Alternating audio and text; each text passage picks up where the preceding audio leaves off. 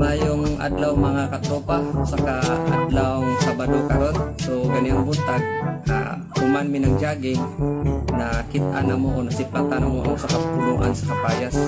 Atong himuon karon nga tutorial sa ang pagluto sa lamian kayo nga atsarang kapayas. So, kay gilaag mo ko sa ako ang igagaw nga sige nagtisngi, may nalang po magamit ni siya.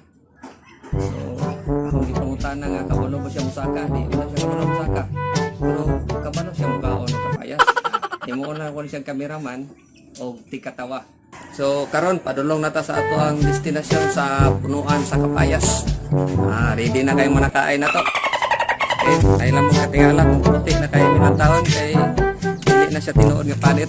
Hindi ka lang nas kainit sa adlaw. Pero karon namin natingan nga sa punuan sa kapayas. Naanatas tungkol sa kapayas. Mabaw ra kay kapayasa, mga 20 feet ra siya kapayas. Karon ready na yung kung saka kay ang kauban. Nawan kay susunod ako siyang kaon.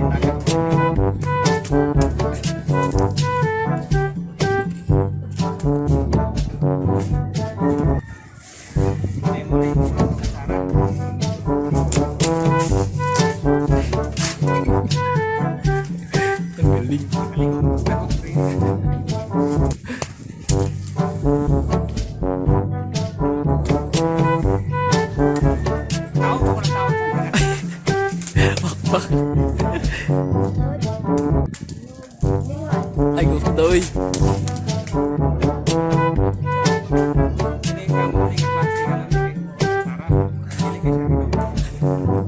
Nag-harvest. Tayo nag-iyasa.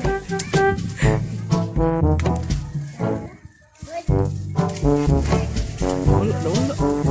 Dali na ka na.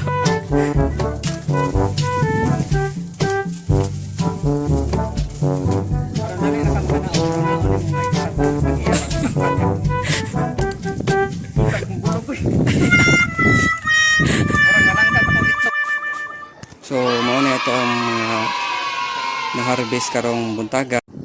O karon mangita na tag-sugod sa ito ang mga parakuskos, papayas, mga lamas, at ito tag-sentro. Sakay ta sa ito ang kabayo.